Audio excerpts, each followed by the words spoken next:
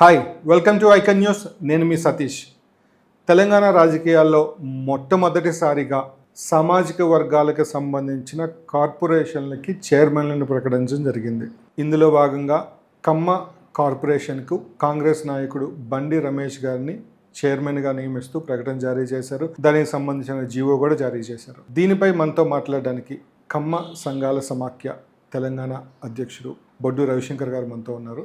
వారితో మాట్లాడి అసలు కమ్మ కార్పొరేషన్ ఏంటి, అది ఎందుకు ప్రకటించారు, దానివల్ల కమ్మ సామాజిక వర్గ ప్రజలకు ఎలాంటి మేలు జరగబోతుంది అనే విషయాలపై ఒకసారి చర్చిద్దాం. నమస్తే సార్. నమస్తే సతీష్ గారు. సార్, ఎప్పటి నుంచో ఎదురు చూస్తున్నారు.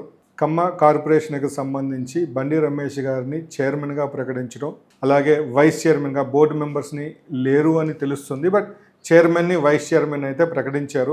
దీన్ని మనం ఎలా చూడవచ్చు అంటే జిహెచ్ఎంసీ ఎలక్షన్ల కోసం రేవంత్ రెడ్డి గారు ఒక విసిరిన పాచిక అని అనుకోవాలా, లేదంటే గత ఎన్నికల్లో కమ్మ సామాజిక వర్గ ప్రజలు కాంగ్రెస్ గెలుపుకి దోహదపడ్డారు అనే కారణంతో వారి మీద ప్రేమతో ప్రకటించారు అని అనుకోవాలా, ఎలా చూడాలి ఇది? అలా అనుకోకూడదండి. స్వాతంత్రం వచ్చిన 75 సంవత్సరాల్లో మరి కమ్మవారికి ఒక కార్పొరేషన్ కావాలని ఎన్నాళ్ళ నుంచో కన్న కలలు ఈరోజు మన ముఖ్యమంత్రి గారు గౌరవనీయులు రేవంత్ రెడ్డి గారు నిజం చేశారు.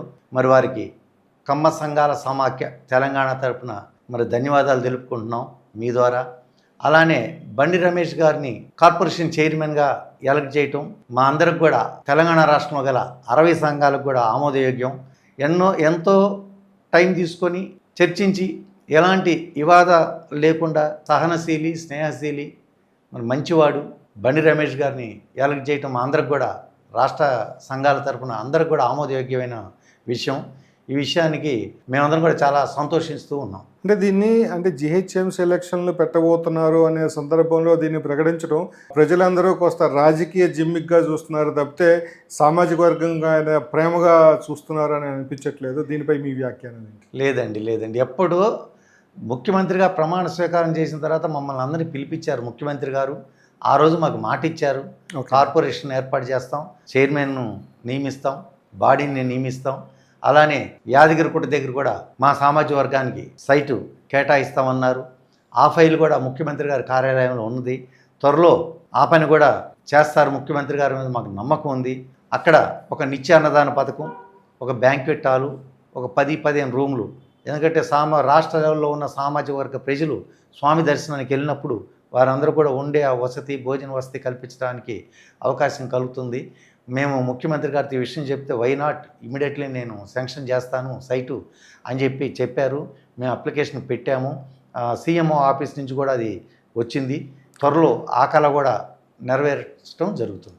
అంటే ఇప్పుడు కమ్మ సామాజిక వర్గానికి కమ్మ కార్పొరేషన్ని ప్రకటించడం జరిగింది.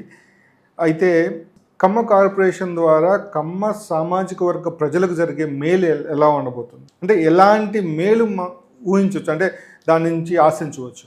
ఇప్పటిదాకా కార్పొరేషన్ లేదండి.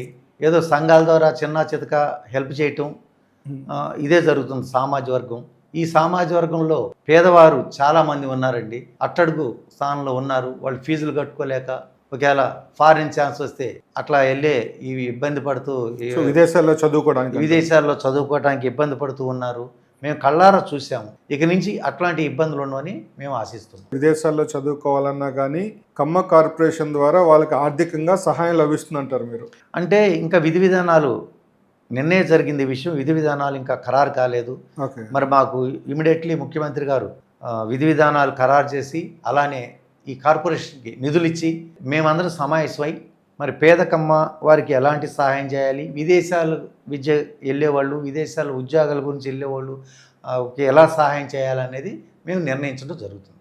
అంటే గతంలో ఏపీలో చూసుకున్నప్పుడు వైఎస్ జగన్ ప్రభుత్వంలో దాదాపుగా అన్ని సామాజిక వర్గాలకి కమిటీలని చైర్మన్లు అందరినీ ప్రకటించారు. కాకపోతే అది అలంకారప్రాయంగా ఉన్నాయి తప్పితే ఆ 5 సంవత్సరాలు ఎలాంటి ఆర్థిక సహాయం కావచ్చు, ఎలాంటి ఏ కార్పొరేషన్ ద్వారా, అంటే ఒక్క కమ్మ కార్పొరేషన్ కాదు, ఏ కార్పొరేషన్ ద్వారా కూడా ఎవరికి ఎలాంటి మేలు జరగలేదు. కేవలం అలంకారప్రాయంగా ఒక కుర్చీ వేసి కూర్చోబెట్టారు, వాళ్ళకి మాత్రం జీతభత్యాలు ఇచ్చారు. ఇక్కడ దానికి నిధులు ఏమైనా సమకూరే అవకాశం ఉందంటారా, లేదంటే కేవలం ఇది కూడా ఒక అలంకారప్రాయ పదవి అని అంటారా? ఇది మేము అలా భావించట్లేదండి. దీనికి కంపల్సరీ ముఖ్యమంత్రి గారు నిధులు కేటాయిస్తారు, విధి విధానాలు ఖరారు చేస్తారు, దీనికి ఒక ఆఫీస్ ఉంటుంది, దీన్ని బాగా తీర్చిదిద్దుతారని మేము అనుకుంటున్నాం. ఎందుకంటే మేము కూడా అడిగాము, ఆయన కూడా సుముఖంగా ఉన్నారు, ఓకే. ఎలాంటి ఇబ్బందులు లేకుండా మీకు చేస్తానని చెప్పారు, మాట ఇచ్చారు. మరి ఆయన మాట తప్పరని మేము భావిస్తున్నాం. గత ఎన్నికలకి ముందు అంటే మన జూబ్లీ హిల్స్ ఎలక్షన్స్కి ముందు రేవంత్ రెడ్డి గారు అమీర్పేట చౌరస్తాలో కానీ ఆ ఎస్ఆర్ నగర్ చౌరస్తా ఆ పరిసర ప్రాంతాల్లో ఎన్టీఆర్ విగ్రహాన్ని ప్రతిష్ఠిస్తాము అని చెప్పేసి ఒక హామీ ఇవ్వటం జరిగింది. ఎన్నికలు అయిపోయినాయి, కాంగ్రెస్ని గెలిపించారు ప్రజలు. మరి ఆ హామీ నెరవేరే అవకాశం ఏమైనా ఉందంటారా? 100% నెరవేరుతుంది. ఆయన పిలిపించుకున్నారు, ఆ విగ్రహానికి గల ఏర్పాట్లు చేస్తున్నారు. ఓకే. మరి అలానే మాకు మాట ఇచ్చారు ఆయన. ఎన్టీ రామారావు గారి విగ్రహం 100 ఫీట్ల విగ్రహం ఘాటు దగ్గర పెడతామన్నారు. దాన్ని కూడా ఆయన మాట తప్పే మనిషి కాదు. మరి ఎన్టీఆర్కి భారతరత్న ఇవ్వాలని మా సంఘాల తరపున ఎప్పటి నుంచో విజ్ఞప్తి చేస్తున్నాం. నేను అసెంబ్లీలో తీర్మానం చేసి పైకి పంపుతానని మాట ఇచ్చి ఉన్నారు. ఇట్లాంటి మా కోరికలన్నీ కూడా నెరవేర్చడానికి ఆయన సిద్ధంగా ఉన్నారు. తెలంగాణలో కమ్మ సామాజిక వర్గ ప్రజలు దాదాపుగా 25 నుంచి 30 లక్షల మంది ఉన్నారు అనేది కమ్మ సంఘాల ద్వారా వచ్చిన సమాచారం. అది మీరు చెప్పారు. మొన్న కుల గణన జరిగినప్పుడు తెలంగాణ రాష్ట్ర వ్యాప్తంగా కేవలం 3,60,000 మంది మాత్రమే కమ్మ సామాజిక వర్గ ప్రజలు ఉన్నారు అనేది ప్రభుత్వం అధికారికంగా ప్రకటించింది.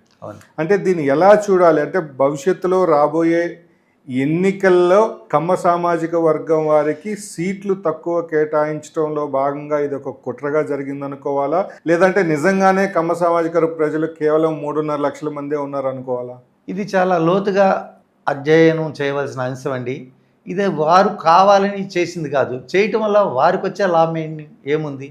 అట్లానే బీసీలు ఇబ్బందులు పడుతున్నారు, మాది తక్కువ చేసి చూపించారని. అట్లానే మున్నూరు కాపులు ఇబ్బంది పడుతున్నారు, మమ్మల్ని తక్కువ చేసి చూపించారని. మరి మాదైతే చాలా సోచినాయి. 3,60,000 అనేది కాదండి, 25 లక్షల మంది ఉన్నామండి. ప్రతి జిల్లా వారీగా మేము లెక్కలు చెప్పగలం. దీన్ని ఎక్కడో పెద్ద పొరపాటు జరిగింది. దాన్ని ముఖ్యమంత్రి గారి దృష్టికి కూడా తీసుకెళ్ళటం జరిగింది. మరి దాన్ని సరిచేయమని మేము కోరటం జరిగింది.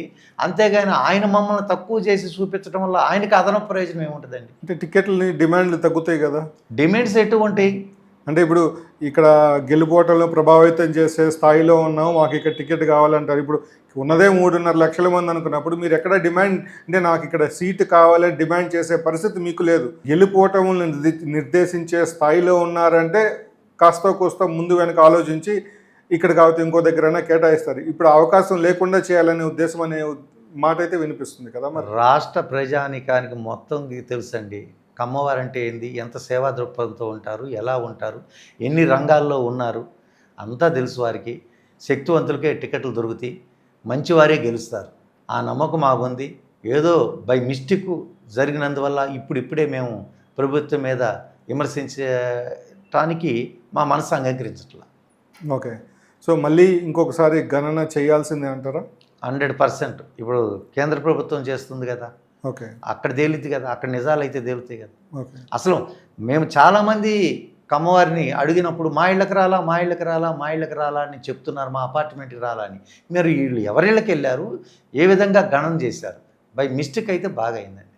అంటే మిస్టేక్ అంటే ఈ స్థాయిలో జరగదు కదా. 25-30 లక్షల నుంచి 3 లక్షలకు తీసుకొచ్చేంత స్థాయిలో అది పొరపాటు అని అయితే అనిపించట్లేదు. ఒక్కటి సతీష్ గారు, 3,60,000 మంది బ్రాహ్మిన్స్ ఉన్నారంట, 3,60,000 మంది కమ్మారు ఉన్నారంటే రాష్ట్ర ప్రజలు నమ్ముతారా? గుళ్ళో ఒక ఊరిలో ఒక గుడి ఉంటుంది, ఒక పంతులు గారు ఉంటారు. అసలు ఊరే కమ్మవార్లు ఊర్లు అయినప్పుడు అంత బ్లండర్ మిస్టేక్ చేశారు. వాళ్ళు సరిదిద్దుతారు. అసలు మేము ఎంతమందిని అడిగినా మా ఇంటికి రాలా అనే సమాధానం. ఎవరేళ్ళకి వెళ్లకుండా వాళ్ళు ఎట్లా నిర్ణయిస్తారండి? సో గత ఎన్నికల నుంచి మీరు కాంగ్రెస్ పార్టీకి అనుకూలంగా ప్రచారం చేస్తూ ఉన్నారు. మీరు ఆశించినట్టే కాంగ్రెస్ ప్రభుత్వం రేవంత్ రెడ్డి సారథ్యంలో ఏర్పాటు చేయడం జరిగింది. ఇప్పటికి దాదాపుగా 2 సంవత్సరాలు పూర్తయిపోయినాయి, 3 సంవత్సరాలు కావస్తుంది. సో 2.5 సంవత్సరం పూర్తి నిండింది అనుకోవచ్చు, సగం రోజులు అయిపోయినాయి. సో రేవంత్ రెడ్డి గారి ప్రభుత్వం మీద మీ అభిప్రాయం ఏంటి? ఆయన ఎలా పనిచేస్తున్నారు అనుకోవాలి? ఇప్పటివరకు అయితే ఎన్ని కష్ట నష్టాలు వచ్చినా మక్కువని దీక్షతో కేంద్ర ప్రభుత్వం సఖ్యతగా ఉండి నిధులు తెచ్చుకొని బాగానే చేస్తున్నారు. ఇక ప్రతిపక్షాలు అంటారు వాళ్ళ ఉంటుంది. మా సామాజిక వర్గం తరఫున అయితే సాటిస్ఫాక్షన్గానే ఉన్నాం. Okay, right. చూశారు కదా, తెలంగాణ కమ్మ సంఘాల సమాఖ్య అధ్యక్షులు బొడ్డి రవిశంకర్ గారితో ప్రత్యేక చర్చా కార్యక్రమం. సో కమ్మ కార్పొరేషన్ ద్వారా పేదలైన కమ్మ వారికి ఎట్టి పరిస్థితుల్లో లబ్ధి చేకూరుతుంది అని చెప్తున్నారు. కమ్మ కార్పొరేషన్కి సంబంధించిన విధి విధానాలు త్వరలోనే ఖరారు చేసి మరోసారి ప్రజలకు తెలియజేస్తామని చెప్తున్నారు. దీనిపై మీ అభిప్రాయాలు కామెంట్ రూపంలో తెలియజేయండి. మరోసారి మరో అతిథితో మళ్ళీ కలుద్దాం. అంతవరకు మీ సతీష్.